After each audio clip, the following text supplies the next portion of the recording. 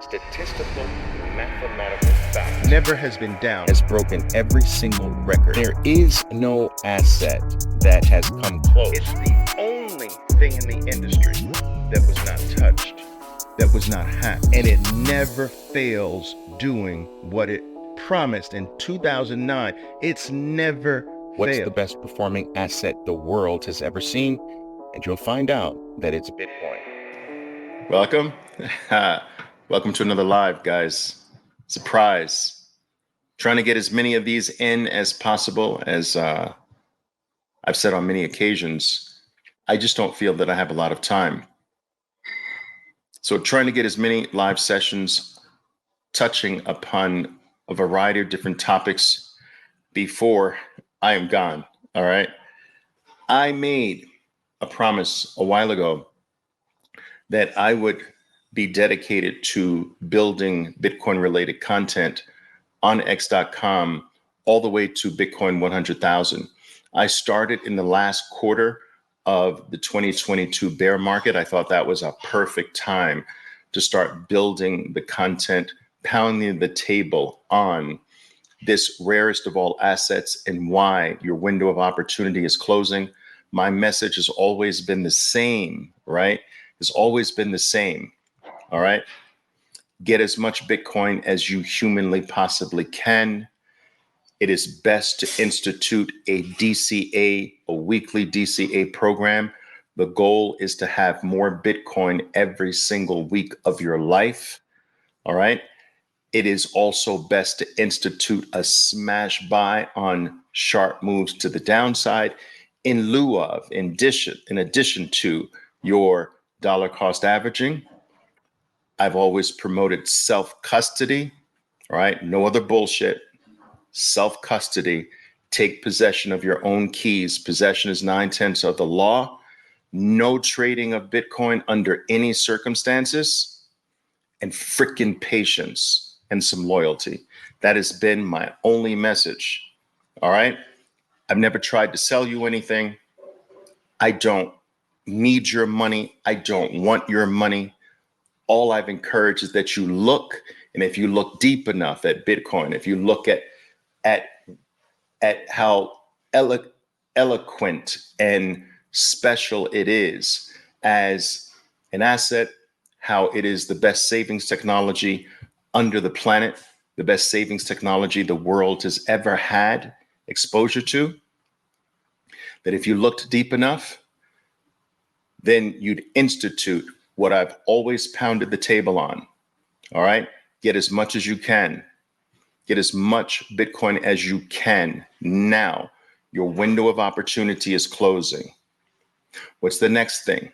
How do you do that? You institute a weekly DCA plan, meaning make sure that every single week of your life, you have more Bitcoin this week than last week. Be price indiscriminate. It doesn't matter what the price is. Price indiscriminate doesn't matter what the price is. Every single week, no matter what the price is, make sure you are richer in BTC terms, because being richer in US dollar terms doesn't cut it anymore. The new flex is be richer in BTC terms. So what's been my message from day one? Get as much Bitcoin as you can. The way you do that, weekly DCA, irrespective of price, make sure you are richer in BTC terms every single week of your life. Smash buy program. Every single time there is a significant enough drop, in addition to your DCA, take whatever you have available that you don't need right now and just smash that shit into Bitcoin. All right. That is the smash buy aspect of the accumulation model. That smash buy program can be something like, all right, every $3,000 down, I'm in. I'm smash buying in addition to my weekly, or it can be a percentage. All right. Or it can just be by whim. I think this is deep enough. I'm smash buying. All right. But those two things operating in conjunction with each other is how you get as much Bitcoin as you possibly can. All right. I've always promoted the fact that this is not another financial asset that you use to buy for $1 and sell for $2, that you don't sell this thing and you don't trade this thing. I've explained to you why. I've done the numbers back and forth. It can't be traded over time successfully, nor should you trade something that represents your freedom from a broken, corrupt system. You don't sell freedom and you don't trade freedom. You don't sit there like a freaking idiot and say, Oliver, now that I'm free, when do I trade freedom back for slavery? You don't do stupid shit like that. No trading Bitcoin, no selling Bitcoin, period. You don't sell freedom and you don't trade freedom. That has always been my message here, despite the fact that the only thing I know in life is trading. And that's coming from me, and that should mean something. That has always been my message here. And my message has always been self-custody. I've even shown you my self-custody solutions using Unchained and even talked about the various cold storage wallets that are my favorite. All right. Self-custody, no trading, DCA, smash buy, make sure you are richer in BTC terms every single week of your life. All right. No selling, self-custody, say that twice, and find some freaking patience and loyalty to something that has delivered for every single person who's banked on it and trusted it over the last 15 years. Have some freaking patience and some freaking loyalty to what has never failed you. No other message. That is it. All right. And I'm going to pound the table on that message until Bitcoin reaches 100,000. And then I'm gone, because what I'm doing here, guys, it's not that I'm gone from Bitcoin. I will never be gone from Bitcoin. I will just be gone from my frenetic pace here on Twitter, on x.com. It's just unsustainable for me. I actually wish I did it. I wish I made my promise up to 75,000. But remember, when I did this, Bitcoin was under 20,000, 17,000, 16,000. When I made that promise, I say, okay, I'm doing this up to 100. And at that particular time, I showed you accumulating Bitcoin at clips of 17 and 20 and 25 BTC at a time. I showed you me doing what I actually encouraged you to do at that particular time. All right. And so anyone obviously here who remembers that time can certainly attest to that. All right. So I'm here with you until 100,000 Bitcoin. Then I'm gone. I can't do this. It's not sustainable for me. I travel a great deal. My travel schedule is about to pick up. And plus, I'm a little tired of you bozos. I got to be honest. I'm a little tired of you bozos. I am. The same questions. But Oliver, I'm scared. What about this, Oliver? What about that, Oliver? And it's the same shit over and over again. Nobody wants to go back. Nobody wants to look at prior posts. They want you to give them the answer every single time. It doesn't matter how many times you have said it before. Nobody wants to do any research. Nobody wants to do a Google search. Nobody wants to use AI. Nobody wants to go back a few days or a few weeks to find out what this dude has said. What is this? Nobody wants to do that. All right. That's freaking tiring.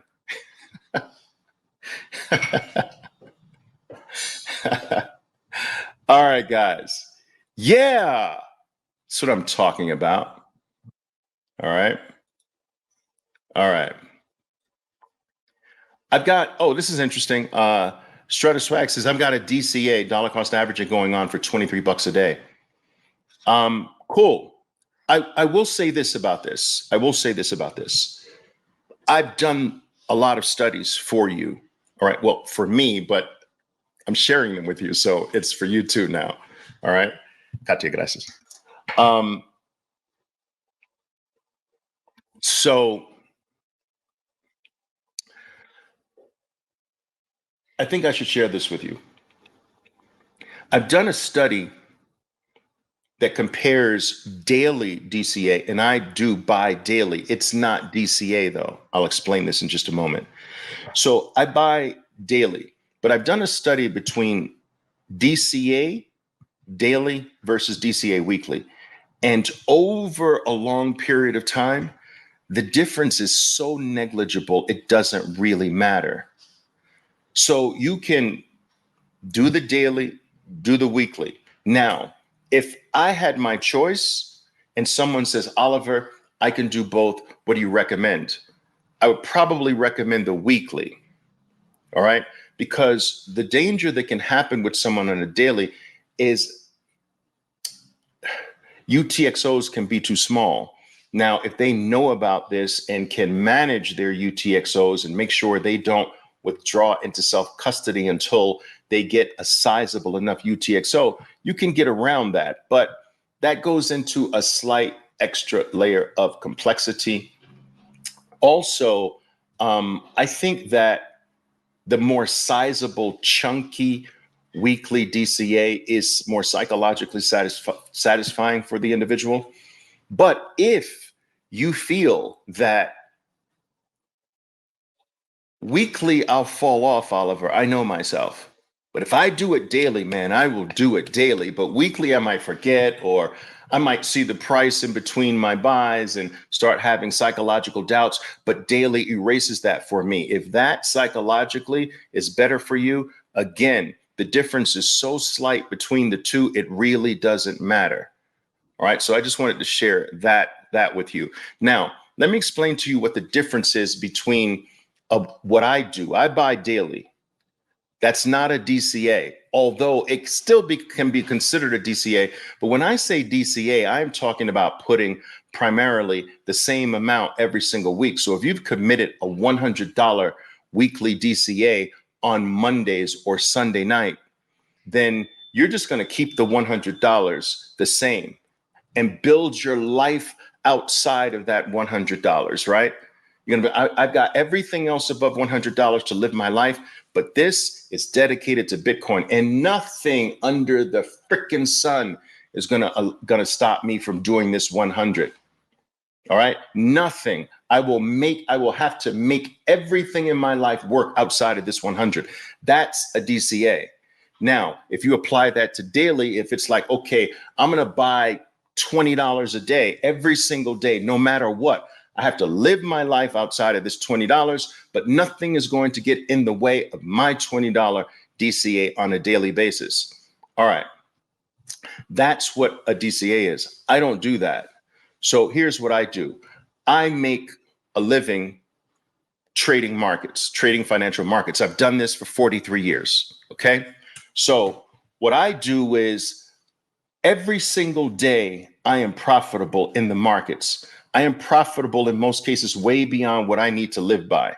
So what I do is I take a small portion out of every single daily profitable day, and everything else above that goes right into Bitcoin every single day, every day.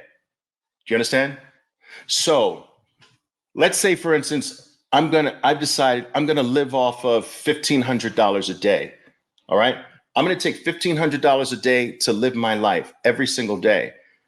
Any day that I am profitable beyond $1,500, and that's almost every day, most days, but any day I'm profitable beyond that, any penny, any dollar above $1,500, that's going directly into Bitcoin. Now, I have to manage this appropriately because my payout on trading is once a month, but I do it every day.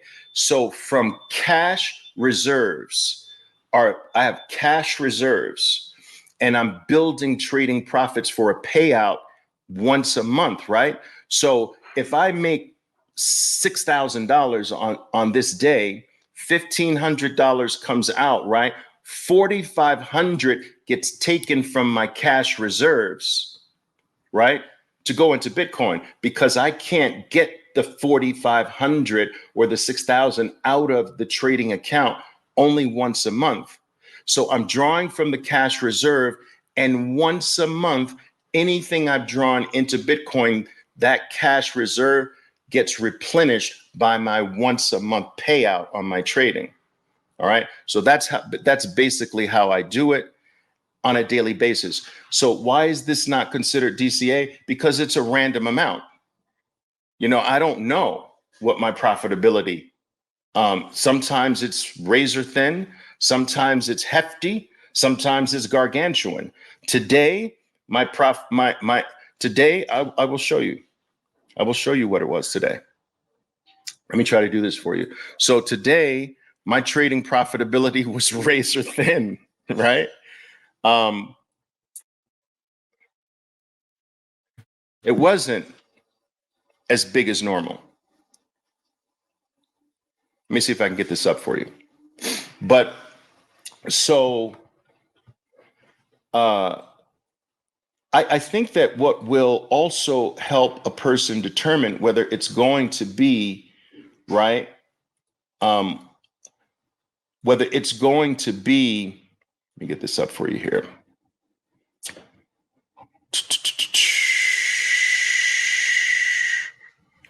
Daily or weekly depends on the frequency with which you receive your dirty fiat. All right.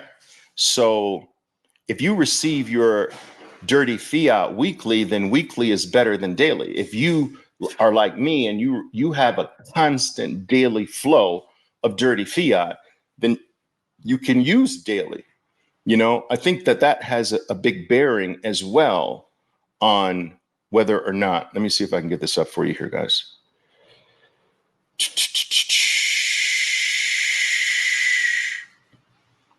Wait. What are we doing here? Share screen. The heck here.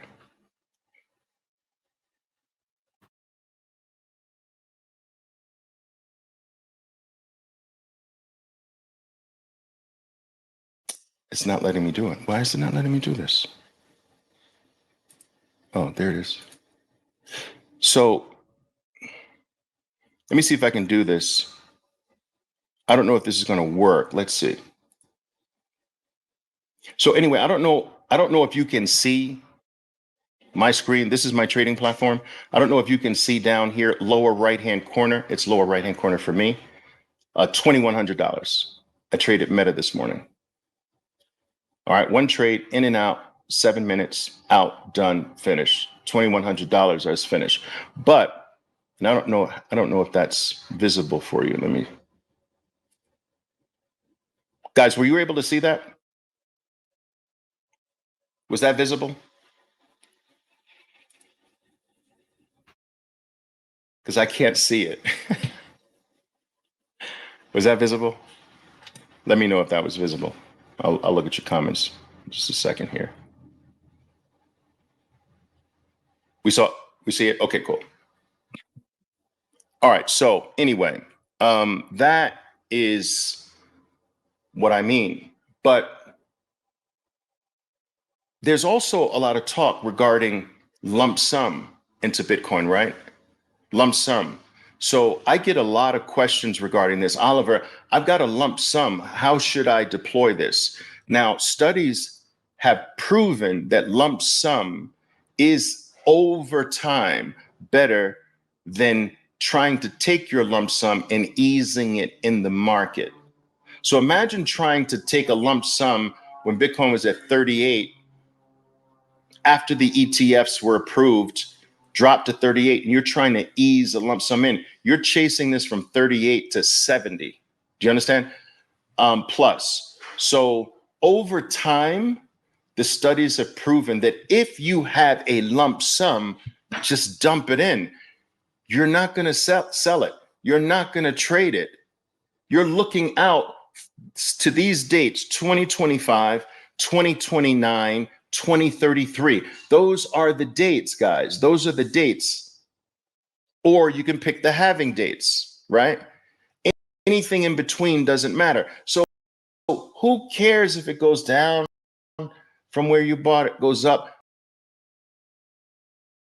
By 2025, 2029, 2033, nobody's going to care. You're not even going to care, right? So lump sum in, and then from there, DCA. So that's always been my recommendation. You got to stash.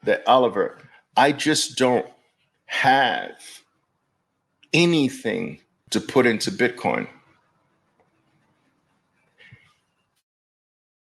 You have a value problem. That's a value problem. But how can that be? You have not found a way to contribute to your fellow man, to society, to your community at large in any way.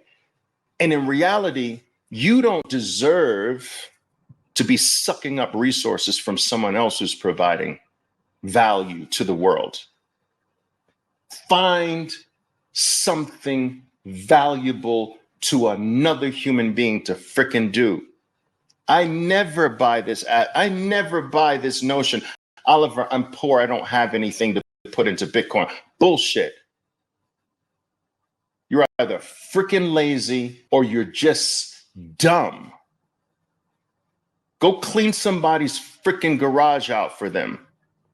It's the wintertime. Snow someone's front, shovel someone's driveway. Take someone to the freaking airport instead of Uber and give them a discounted price. Like, dude, find something of value to do for somebody. Because if you know that, I'm not talking about dire poverty, because dire poverty is not here listening to me. You understand? I'm not talking about that. I'm talking about you. If you've got an income problem, you have a value problem. Find somewhere to put value. Bitcoin doesn't create value in that way for you. You understand? Stop looking to Bitcoin to create you into something. You have to become something, and you give that something over to Bitcoin. Bitcoin is not going to make you something. You have to become something of value, and you give that value to Bitcoin. Some people have said, I have the gift of communication. Okay, I give that to Bitcoin. I provide that skill, that ability, and I hand that to Bitcoin. Do you understand? But I'm not saying, Bitcoin, give me communication skills so that I can provide some value to people. All right, raise the bar, bro. Raise your level of value. Study something. Get good at something and give that to fellow men. In reality, the way the Abraham, right? Survival of the fittest. We still, in a way, live in that survival of the fittest world. And anything that tries to smooth out the seeming violence of this universal law of survival of the fittest, it's wrong. It's unnatural. And what do I mean by that? Survival of the fittest is you don't deserve to live unless you contribute to the clan, buddy. You gotta be a cut above everybody else to survive. Otherwise, we're leaving your ass behind for the wild animals to eat because you're slowing the whole group down, bro. You understand? Survival of the fittest, bro. You gotta be good at something. You have to deliver something of value to the clan, or we're leaving your ass. You're not surviving with us. You understand? And that is a universal law. Everybody has something they can be good at. Everybody. You got to find that. That's one of your main purposes on life. What is it that I can do better than 95% of the people on planet Earth? Find that. That's your whole goal in life. And then give that. Give that to people. Give that to the world. Give that to your community at large. And then give that shit to Bitcoin. And Bitcoin will multiply that. But if you come to Bitcoin with just make me rich, bro, that doesn't work. Make me rich, bro.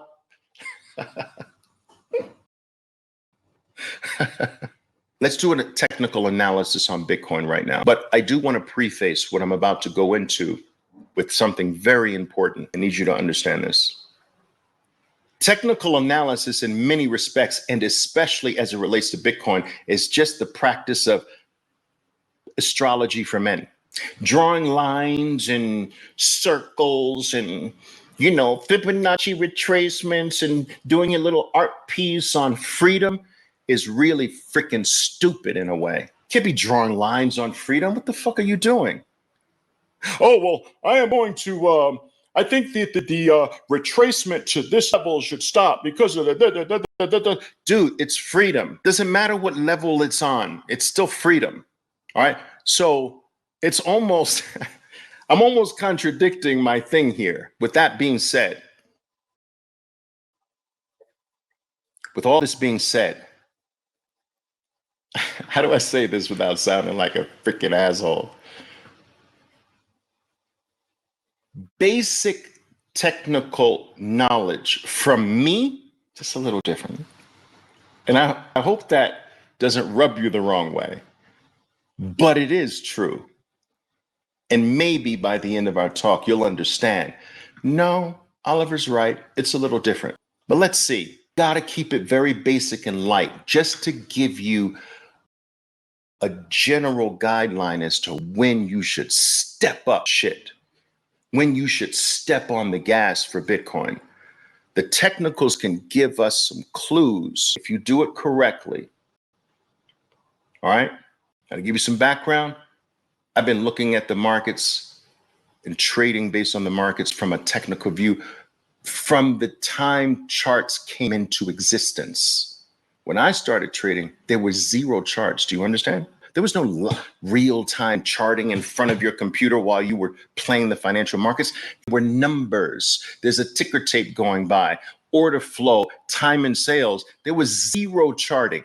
I have been charting markets from the time they came into existence. I'll tell you one thing. I consulted on one of the first direct access execution charting platforms.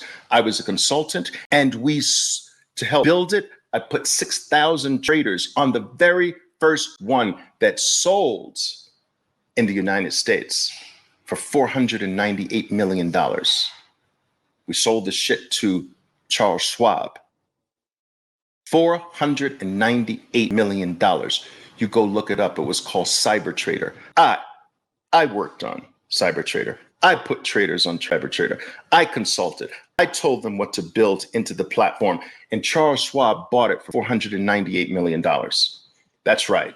So I tell you that not to brag about anything. I tell you that to give you my pedigree as far as looking at the markets via charts. All right. So take that for whatever it's worth. Okay. I am going to bring up. There we go. Okay. What you are looking at is a weekly chart of BTC, and this is the time frame that I recommend the most. All right. There's several others, but this is the one that I recommend the most that you monitor, the weekly chart, which this obviously means that every bar represents one full week of trading. Now, take a look at this, guys. You know how ridiculous this is. All right. And maybe I should just do this. I don't need this. There.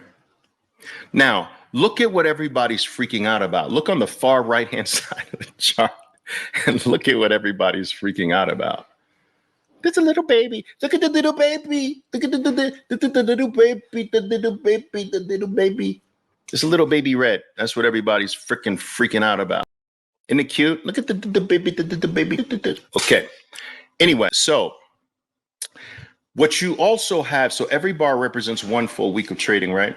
And also what you have is, sorry about this, guys. Let me just do this. It's a little dark in here. What you also have is you have two moving averages. I've done a lot of work this dual moving average combination here, 20-period moving average and 40-period moving average. They're simple in nature. I've never found any evidence over 4 decades of doing this. I've never found any evidence that the sexier varieties of moving averages are any more superior than the basic simple ones. I use simple moving averages. 20-period moving average, that's the blue one. And I use the 40 period moving average for this purpose. Okay, this purpose. Okay, so let's go back into it. Now, what you'll find is that the strongest periods for Bitcoin are when these two moving averages are almost like railroad tracks. So look at the two times that Bitcoin is sort of close to railroad tracks, meaning that there's a consistent space between the two, and they're not quite parallel, but they're close to parallel. So if you look at the left-hand side of the chart, during the move down into the end of 2022, you see that parallel like moving average combination, right? Okay. That's smooth railroad tracks to the downside. Now, if you go to the far right-hand side of the chart, you'll see that we're getting this parallel, more parallel like dual trending flow in these two moving averages. So these two moving averages can sort of help you understand, am I in the meat of the trend? And I would say that we are entering, it's the beginning of the meat of the trend. And if you look at the left as an example, you had the meat of the trend to the downside. All right. April, May, June, July, August, September. You follow what I'm saying. Okay. So identifying the meat of the trend is this way: railroad tracks 20 and 40 or close to it, smooth, 45-degree angle up or 45-degree angle down, relatively even space in between. It doesn't have to be perfect. Okay. That's the first thing. The second thing I want to point your attention to is that there is a unique space between these two things. So there are times when you can get pulled to the moving averages or in between these two moving averages. And if you are in a trending market, those can be really solid, nice, aggressive accumulation periods. So you've got them both rising, but they fall back in between. So if Bitcoin were to fall back in between 41,000 and 46,000, that is the in-between really deep value zone from a technical perspective. Doesn't mean it's going to hold there, and there's no guarantees. But remember, these are just loose guidelines for when do we step on the gas. I would step on the gas big between the 20 and 40. Okay, this makes sense so far? I would step on the gas between the two risings. That would be deep value zone, the same way we got that in late 2023 in the 26,000 area. We got in between the 20 and 40. That was deep value, deep accumulation zone. Tell me you understand this so far. Just a few of you. I just want to see a few comments here. I'll sip on my coffee.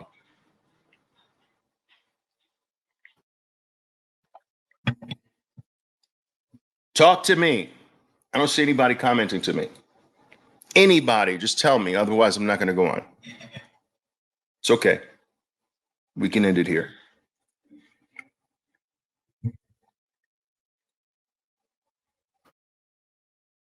Let's see. Exacto. Good.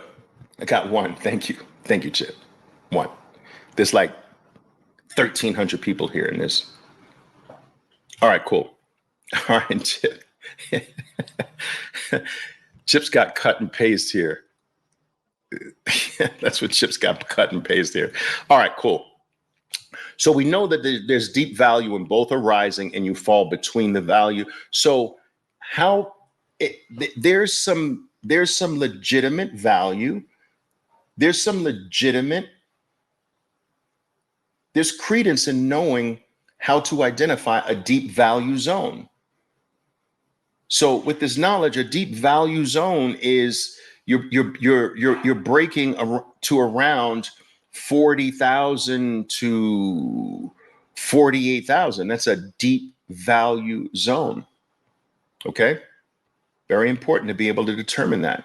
Now, I want you to notice on both the left and the right, I want you to notice each time that Bitcoin got a certain distance away from the the two moving average zone. So if you look at the two moving averages as a zone, right? I want you to note when each time Bitcoin has gotten a certain distance away from the moving averages. So look at this. Okay? Each time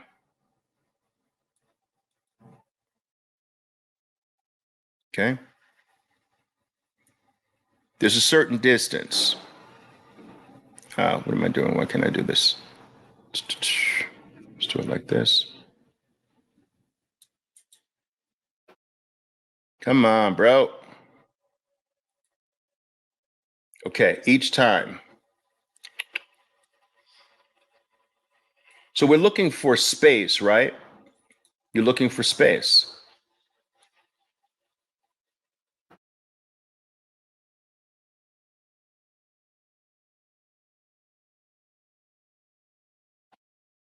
Now, what you can do, right?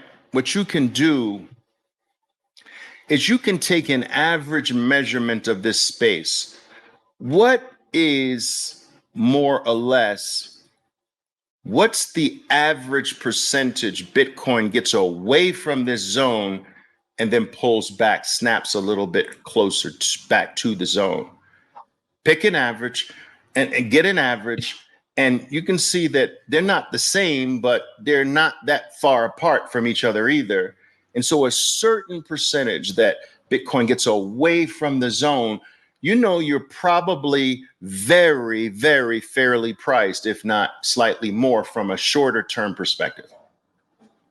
All right. Now, these are some things that I get into with my traders, and we create what it's called a DCA on steroids program using some of these technicals. So we're never going to stop DCAing, but we are going to have 3 different DCA sizes. So I'm going to have a DCA size for when we are fairly priced right there. I'm going to have a DCA size when we are in deep value, and I'm going to have a different DCA size when we've just broken deep value, and that's generational wealth opportunity time. All right. So you've got a little ahead of itself. All right. Little ahead of itself here. That's regular DCA size. Value DCA.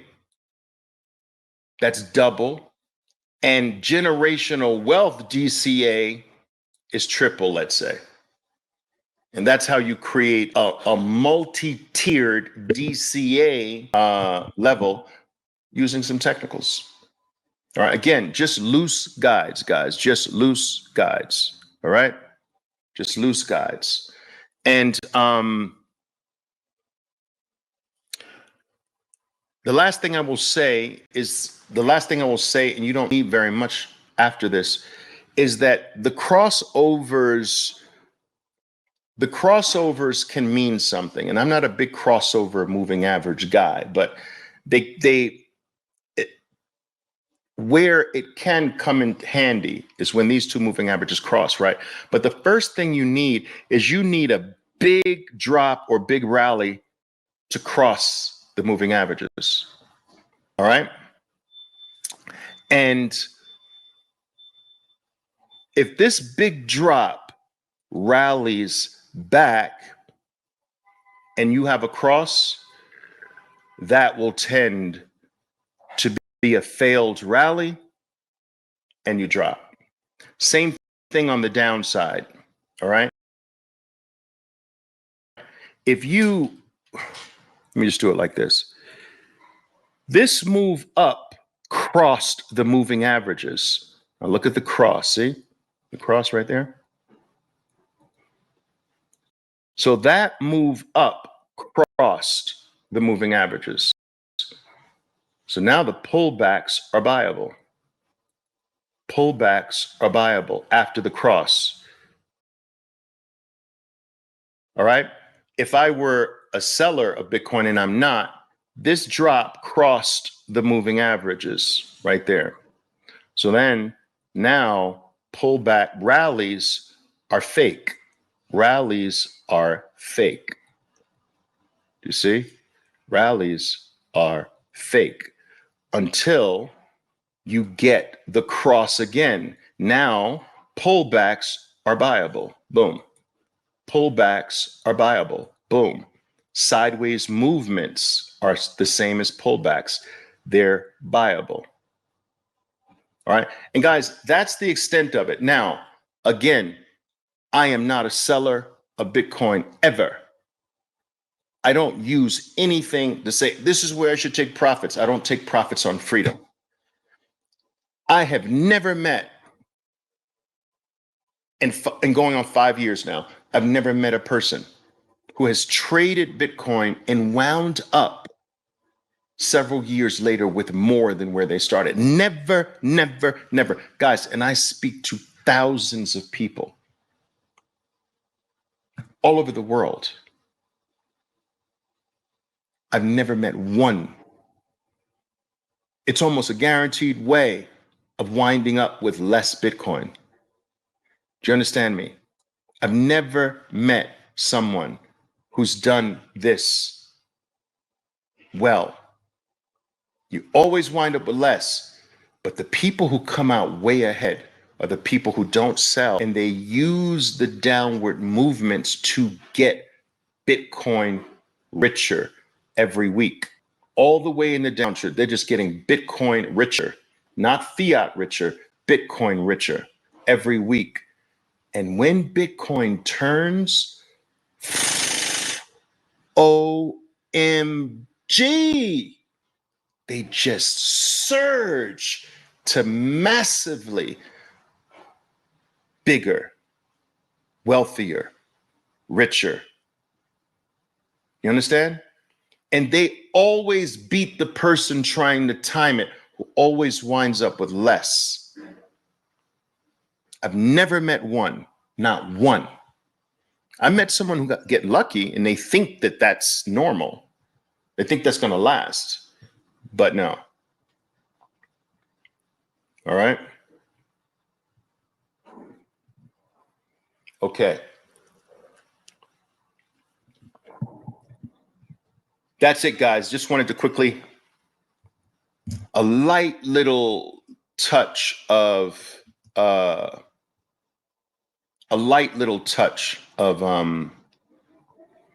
just some broad, basic, simple technical things that can give you an idea of when you're maybe a little ahead of yourself, when Bitcoin's a little ahead of itself, what being able to identify a deep value zone, being able to determine when Bitcoin's rocking in that 45-degree angle, parallel train track like way, and when it's generational time, generational accumulation time, generational wealth accumulation time. All right. Now, Ben Clayson, obviously very new to the space. Welcome. DCA stands for dollar cost averaging. It stands for taking a you can Google this, but taking a set dollar amount. What's my card doing here?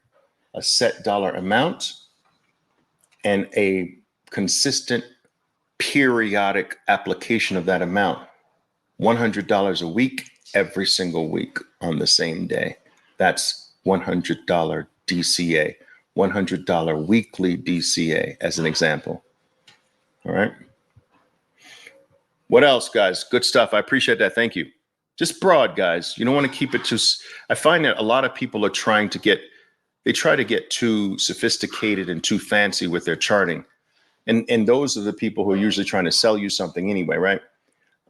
Because they have to make it seem like it's overly complex. Dude, it's up bars and down bars. It's not freaking rocket science.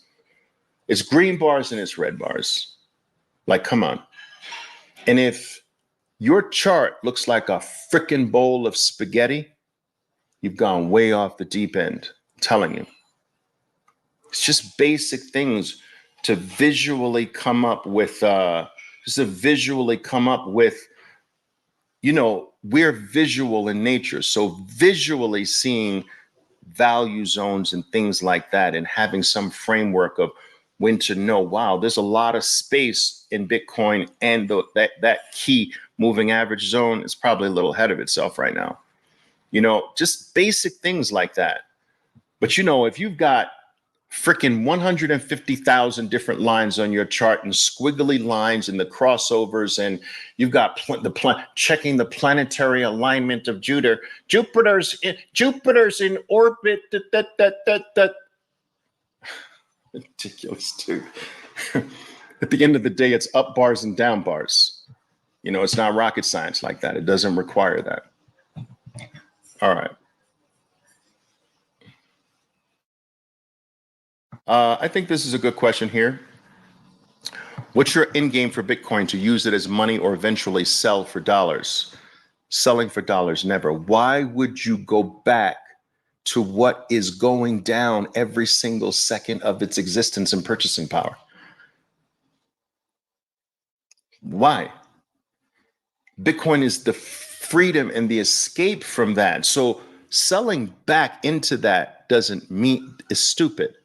Now, trading Bitcoin for something that is immensely important to you, I'm okay with that. You have a dream. You've had this dream since you were a kid. You promised your mom. I'll tell you a story. That'll sum up exactly what I feel is acceptable. I had a guy, I was speaking in Barcelona, and I had a guy travel from Italy to come be with me at that talk. It was like a 2-day talk, right? And he came with his wife. He didn't come with his mother. But he came with his wife and his kids. And he had been following some of my Bitcoin talks at the time. And he said, Oliver, I want to tell you that you changed my life. You see, I'm a waiter. And he had a beautiful wife and family. I'm a waiter in a restaurant in Italy. I don't make that much. I'm the only worker in my family. I don't want my wife to work. I want her to do the most important thing in life that a mother can do, which is to make sure the kids are okay. And so I work all day long. I don't make a lot, but my life's been changed because over the past 2 years, all right, I started with you when Bitcoin was 3,000, as low as 3,800, and it freaking changed my life. And he said that I'm struggling with your message that you're never going to sell Bitcoin. And I'm struggling with this because my whole childhood throughout life, I promised my mom that she was ultimately not going to have to pay to live in someone else's house. My childhood dream is to pull my mother out of someone's house and to give her her own house. It will make her the happiest person in the world. And I'm struggling with this, Oliver. I want to do this dream, and I'm not going to do it as a waiter, but I have accomplished it. The ability to do that with Bitcoin because of you. Thank you.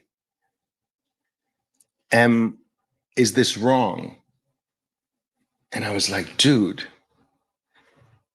this is your mother.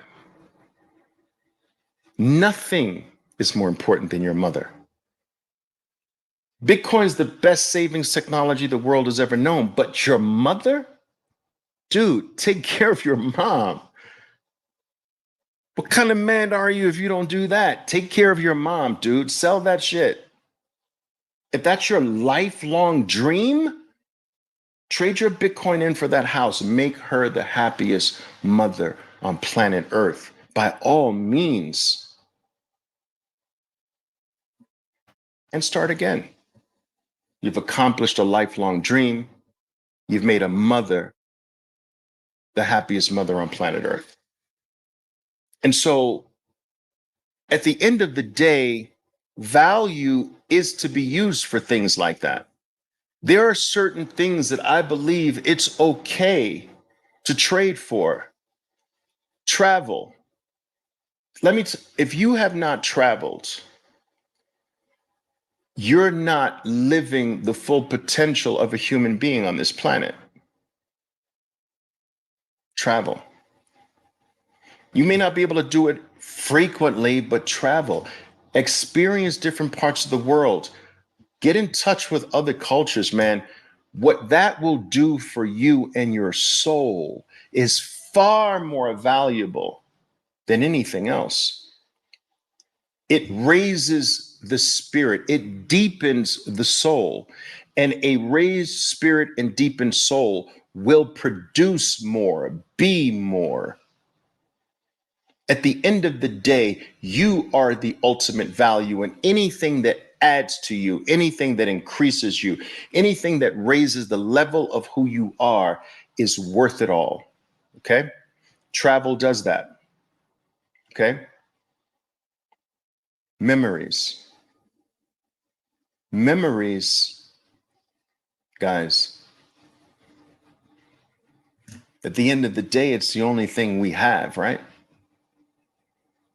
Memories, but special ones. Those are okay. Go after good memories. Build good memories in your life. Have a collection of really special memories that you can sit on a freaking porch with your rocking chair and some Kool-Aid in between the other rocking chair, and some of your best friends can come visit you and reminisce about special memories. Kool-Aid, 2 rocking chairs. And speaking of rocking chairs, let me just say this. Every person is not meant to be in your life forever. Most people are not supposed to be in your life forever. You see, if our life were to represent a novel, there are multiple chapters in a novel, and most people that come into our life pop up in chapter 2 of our life's novel. Maybe they're supposed to be in the novel up until chapter 6. So from 2 to 6, they're supposed to be there, and then after 6, that character's supposed to die out in your novel. They're not supposed to be there. They're supposed to leave or something. And if you try to keep people in your life longer than they're supposed to keep in your life, this will affect your life negatively and will affect your ability to accumulate Bitcoin and do the right thing. Every person is not supposed to be what I call a rocking chair friend or person. If you get 1 or 2 rocking chair friends, what do I mean by rocking chair friends? That picture I gave you, rocking chair, little small table, pitcher of cool lemonade, right? Porch, rocking chair, pitcher of Kool-Aid, another rocking chair. Who's in that rocking chair when you're 88 years old, reminiscing about memories? Who is that?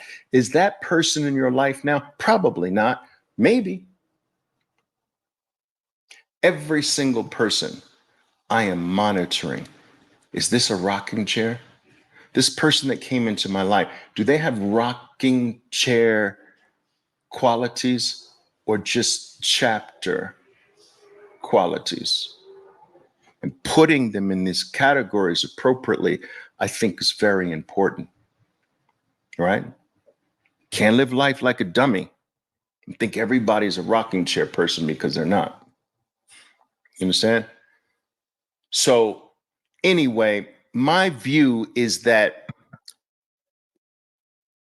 when every fiat currency in the world is dying and Bitcoin is rising against every currency, the ultimate stop is when Bitcoin becomes a thriving global medium of exchange, and it becomes the dominant unit of account.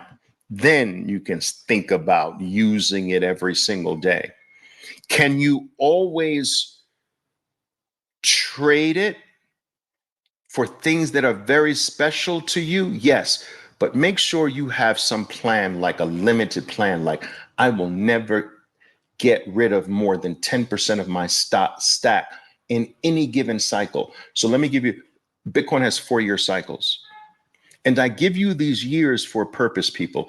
2025, 2029, and 2033.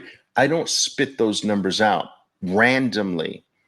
Those are based on the past. That's the only thing we have. It could be broken, but based on the past, those are typically the years of the top of a cycle. Make sure that you have something structured if you're going to be using it for something of value, something of so special to you. Don't be using it to fill up your gas tank, buy fucking coffee. All right. Use dirty fiat for your bullshit to pay your mortgage or your rent. That's bullshit. Special, but like this kid buying his mom a house, his childhood dream since a little boy, like that, no more than 10%, something like that. And you'll be fine forever like that. You'll be fine forever.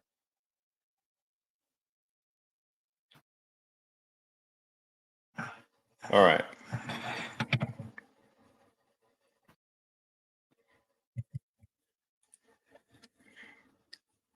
Thoughts on selling some Bitcoin to fund a trading account? If I were your dad, I'd be like, are you freaking stupid? I know you're not stupid, but I would be vehemently against that. And the reason is not because trading is a very lofty pursuit. But let's face it, guys, trading has a 92% failure rate. And this failure rate is amongst the professionals. I'm talking about the failure rate in professional firms with access to capital and proper guidance. Let's call that, for lack of a better term, Wall Street. It's a 92% failure rate. With the best tools available, no limitation of capital, 92% failure rate. The numbers of people on planet Earth who will ever get this is so infinitesimally small. It's like an activity that most people should just resign to not being able to ever do. Now, I know this might sound strange coming from a trading professional, and yes, I do take people on, but that is not being hypocritical, because I let every single person know that the odds are against you, that you're probably going to fail, that it's a 92% failure rate at best and a 98% failure rate at worst. Now, do you think you have what it takes to be the 2 to 8% of the people on planet Earth to get this? And laying out like that, the person has to really think about it. I'm telling you, you're likely to fail, highly likely to fail. Now, there are still some benefits that come out of even failing. You will become a more disciplined individual. You will raise yourself to the point of view where you get to know who you are, know your frailties, know your faults. There's a value in that. But selling the most precious thing on earth to go into an endeavor that has that much of a high failure rate, I would say no. There are better ways. Doesn't mean give up on your dream. That's your dream. But I wouldn't sell Bitcoin for that. You understand?